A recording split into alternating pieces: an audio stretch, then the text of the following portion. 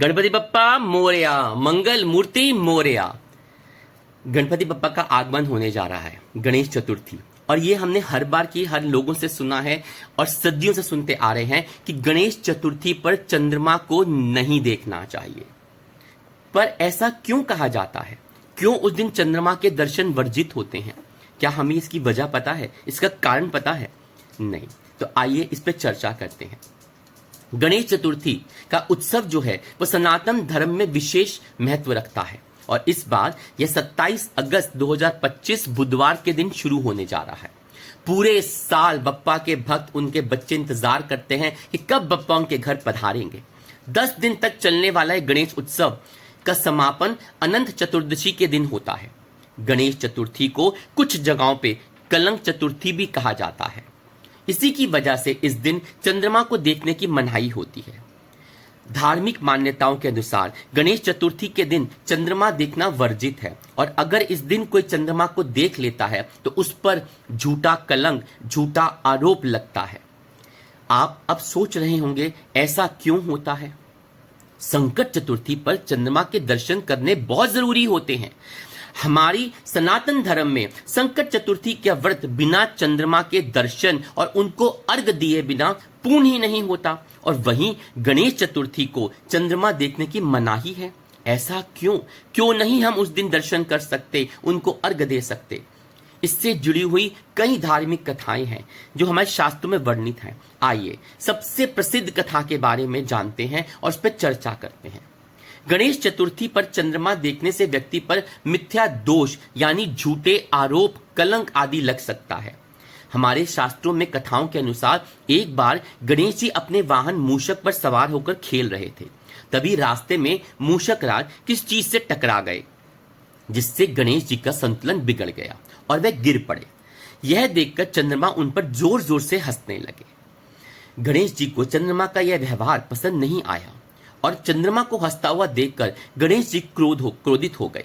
उन्हें क्रोधित देखकर चंद्रदेव को एक श्राप दे दिया कि जो भी चतुर्थी के दिन चंद्रमा को देखेगा उसे झूठे आरोप का सामना करना पड़ेगा।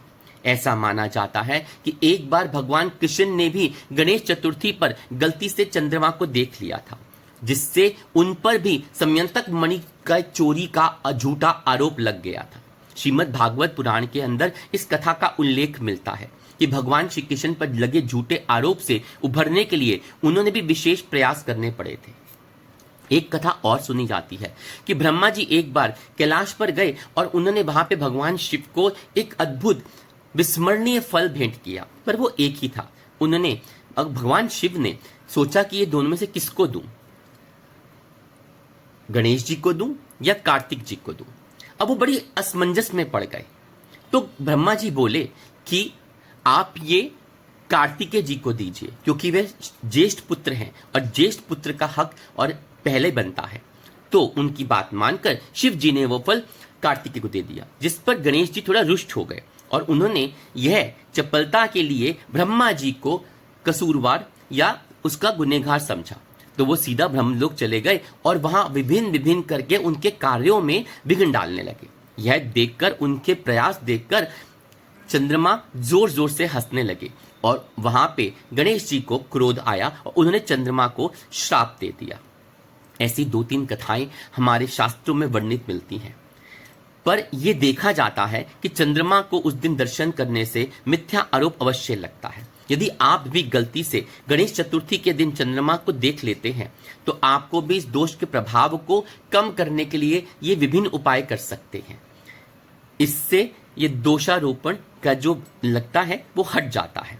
भगवान कृष्ण के नाम का जप करना चाहिए, सबसे सरल, और भगवान गणेश का व्रत रखना चाहिए। ये सबसे उत्तम उपाय होता है जो हम कर सकते हैं। इसके अतिरिक्त गणेश जी का पूजन करना चाहिए। फल या सोना चांदी का दान करना भी दोष निवारण में बहुत सहायक होता है।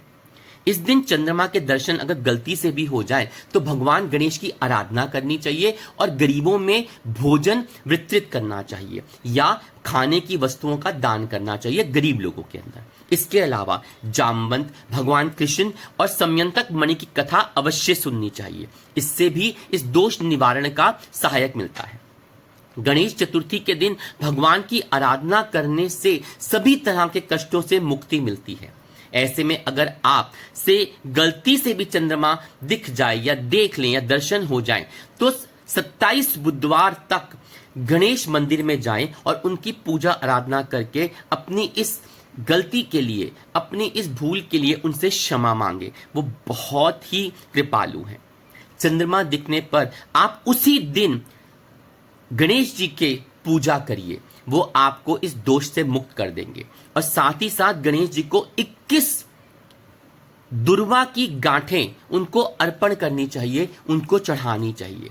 ये उपाय करने से चंद्रमा को देखने का जो दोष होता है वह समाप्त हो जाता है। गणपति के मंत्र का जाप करना चाहिए और भगवान कृष्ण का जाप अवश्य करना चाहिए। कोशिश तो हम यही करते हैं कि हमें उस दिन चंद्रमा के दर्शन ना हो, लेकिन फिर भी किसी कारणवश अगर हमें चंद्रमा के दर्शन हो जाते हैं या हम चंद्रमा को देख लेते हैं तो ये सरल से उपाय करके हम अपने ऊपर लगने वाले उस मिथ्यारोपण से बच सकते हैं। या यूं कहिए कि ये तो सिर्फ मंत्र जाप और दान है, ये तो हर जगह हमको सहायक होते हैं, हम पे प्रभु की कृपा बरसाते हैं। तो इसी तरह से ये उपाय कीजिए और बप्पा का स्वागत धूमधाम और हर्षोल्लास के साथ कीजिए। वो तो विघ्न हरता है, सारे विघ्न अपने आप हर के ले जाएंगे। पसंद आई हो तो लाइक कीजिएगा और हाँ, अभी तक बेल आइकन नहीं दबाया है तो सब्सक्राइब कर दीजिए ताकि आने वाली अगली वीडियोस के बारे में भी आपको जानकारी समय पर मिलती रहे। कमेंट करना मत भूलिएगा, क्योंकि परिवार है तो कमेंट तो बनता है। इसलिए बोलिए गणपति बप्पा मोरया, मंगल मूर्ति मोरया।